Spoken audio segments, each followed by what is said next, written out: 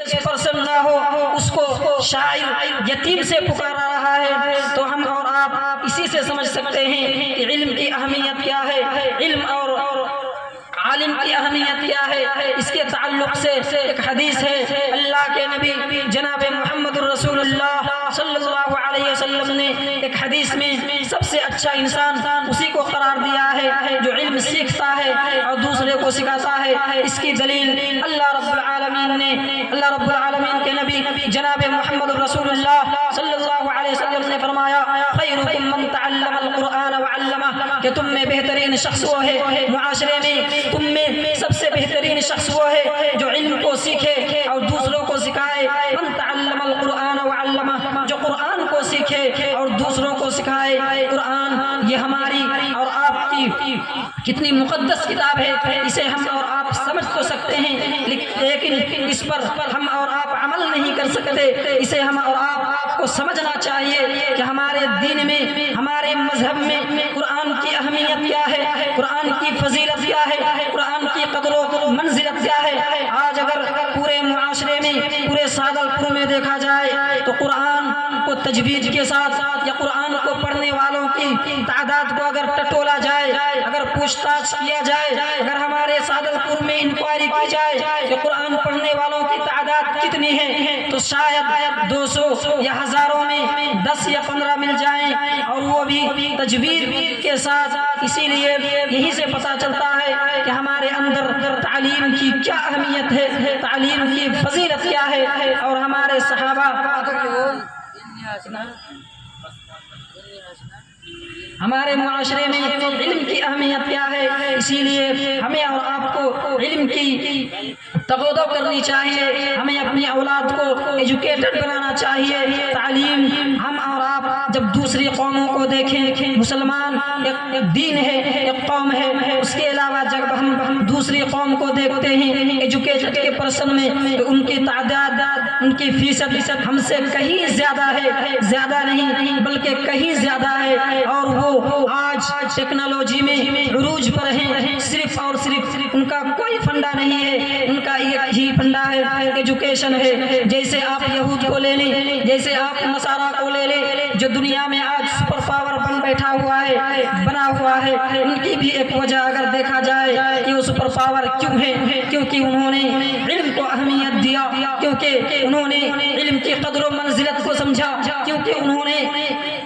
یونیورسٹیاں قائم کی۔ جس وقت ہمارے بادشاہ، جس وقت ہمارے علماء، جس وقت ہمارے حکمراں، جس وقت ہمارے بادشاہ، جس وقت ہمارے حکماء، جس وقت ہمارے حاکم یہاں پہ بلڈنگیں تعمیر کرانے میں لگے ہوئے تھے، یورپ میں، امریکہ میں یونیورسٹیاں قائم کرنے میں لگے ہوئے تھے، 1400 سال یا 14ویں صدی میں، 15ویں صدی میں، 16ویں صدی میں ہمارے اور آپ کے حکمراں بلڈنگیں بنانے میں ایک دوسرے سے سبقت لے جایا کرتے تھے، اور یورپ میں ایک دوسرے سے یونیورسٹیاں قائم کرنے میں سبقت لے جایا کرتے تھے۔ آکسفورڈ یونیورسٹی لندن میں 17ویں صدی یا 18ویں صدی میں بن رہا تھا۔ ہمارے یہاں ہمارے حکمراں، ہمارے حاکم، ہمارے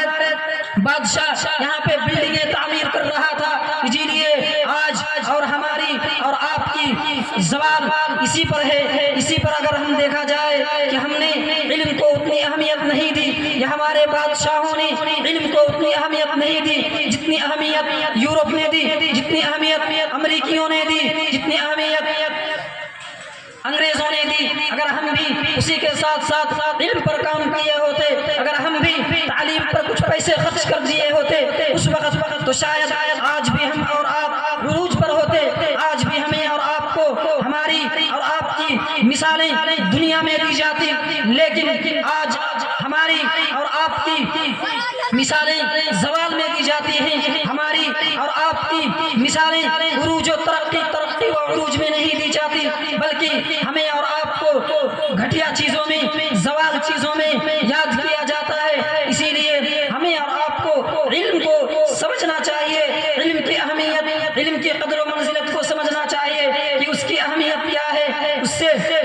علم سے کس انسان کو ترقی ملتی ہے، بلکہ علم سے ایک انسان کو نہیں بلکہ پورے معاشرے کو فائدہ ملتا ہے۔ اللہ کے نبی جناب محمد الرسول اللہ صلی اللہ علیہ وسلم عالم کی فضیلت بیان کرتے ہوئے فرمایا فرماتے ہیں وَإِنَّ الْعَالِمَ لَيَسْتَغْفِرُ لَهُ مَنْ فِي السَّمَاوَاتِ وَمَنْ فِي الْأَرْضِ عالم کی فضیلت یہ ہے کہ عالم کے لیے آسمان و زمین کی جتنی چیزیں ہیں سب دعائیں کرتے ہیں وَإِنَّ الْعَالِمَ لَيَسْتَغْفِرُ لَهُ اس کی استغفار کرتے ہیں اس کے لیے استغفار طلب کرتے ہیں عالم کے لیے استغفار کی دعا طلب کرتے ہیں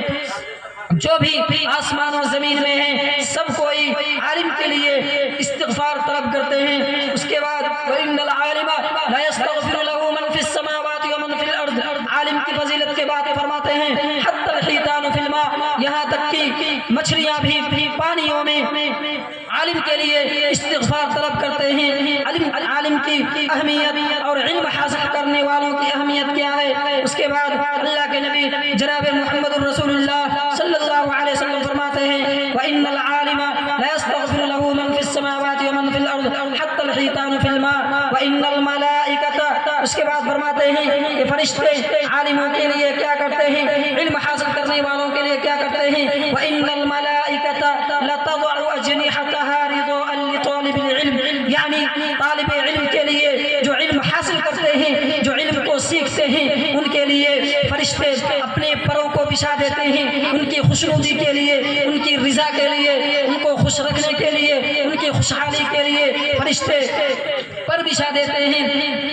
وَإِنَّ الْعَالِمَ وَإِنَّ الْمَلَائِكَةَ لَيَسْتَغْفِرُ لَهُ مَنْ فِي السَّمَاوَاتِ وَمَنْ فِي الْأَرْضِ حَتَّى الْحِيتَانُ فِي الْمَاءِ وَإِنَّ الْمَلَائِكَةَ لَتَضَعُ أَجْنِحَتَهَا رِضَاءً لِطَالِبِ الْعِلْمِ فرشتے عالموں کے لیے علم کو طلب کرنے کے لیے جو علم کا طالب ہے جو علم کا طالب ہوتے ہیں جو علم کو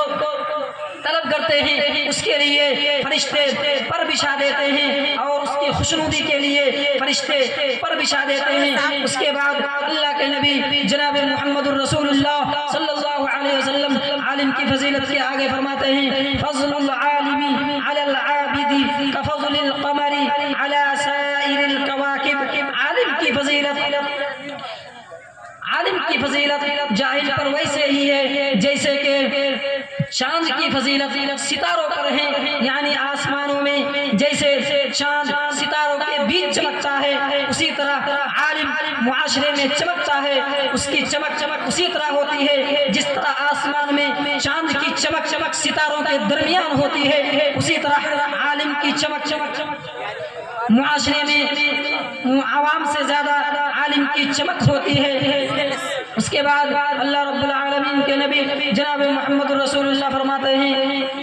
فضل العالم على العابد كفضل القمر على سائر الكواكب ان الانبياء لم يورثوا ان العلماء ورثة الانبياء یعنی علماء جو ہیں یہ انبیاء کے وارث ہیں یعنی عالم کی فضیلت بیان کرتے ہوئے اللہ کے نبی فرماتے ہیں انبیاء جو ہے یہ علماء جو ہیں یہ انبیاء کے وارث ہیں انبیاء کے وارث علماء ہیں یعنی انبیاء کے گزر جانے کے بعد دین کی حفاظت جو دین کو صحیح طور پر سمجھیں گے جو دین کو صحیح طور پر پڑھائیں گے وہ علماء ہی ہیں اس کے بعد اللہ رب العالمین کے نبی جناب محمد رسول اللہ صلی اللہ علیہ وسلم فرماتے ہیں ان العلماء ورثة الانبیاء ان الانبیاء لم يورثوا دینارا ولا درہما یعنی اللہ کے نبی فرماتے ہیں کہ انبیاء جو ہیں اپنا وارث علم کا بناتے ہیں علم کا اپنا وارث بناتے ہیں مال و دولت کا کسی کو وارث نہیں بناتے ان الانبیاء لم یورثوا دینارا ولا درہما یعنی علماء کو یا انبیاء جو وارث بناتے ہیں وہ صرف اور صرف علم کا بناتے ہیں دینار اور درہم کا نہیں روپیے اور پیسے کا وارث نہیں بنایا جاتا بلکہ انبیاء جو ہے وہ وارث بناتے ہیں وہ علم کا وارث بناتے ہیں ان الانبیاء لم یورثوا دینارا ولا درہما فمن اخذ به اخذ بحظ وافر اس کے بعد اللہ کے نبی فرماتے ہیں کہ جس نے علم حاصل کر لیا اس نے بہت بڑی مقدار میں بہت بڑی چیز حاصل کر لی تو علم کی اہمیت کے اوپر ہمیں اور آپ کو سمجھنا چاہیے علم کی قدر کیا ہے علم کی اہمیت کیا ہے علم کی وجہ سے کون لوگ آج عروج پر ہیں اور کون لوگ علم کی اہمیت کو جنہوں نے نہیں سمجھا ان کی زوال کس لیے ہے وہ زوال کس لیے ہوئے علم اور اہل علم کی فضیلت کیا ہے، یہی سب باتیں تھیں. ہمیں اور آپ کو خلاصہ کلام یہ ہے کہ علم کو اہمیت دیجیے، علم کی قدر کیجیے، علم کی قدر و منزلت کو سمجھیں، تبھی ہم اور آپ آگے بڑھ پائیں گے. ہر راستے میں، ٹیکنالوجی کے راستے میں، عروج کے راستے میں اگر ہم ترقی کرنا چاہتے ہیں تو علم ہی کو اصل سرمایہ بنانا پڑے گا، علم ہی کو اصل ہتھیار بنانا پڑے گا. اس کے بغیر ہم اور آپ ترقی نہیں کر سکتے. میری تقریر یہیں سے ختم ہو رہی ہے. اقول قولی هذا واستغفر الله لي ولكم ولسائر المسلمين. آمین. والسلام علیکم ورحمۃ اللہ وبرکاتہ.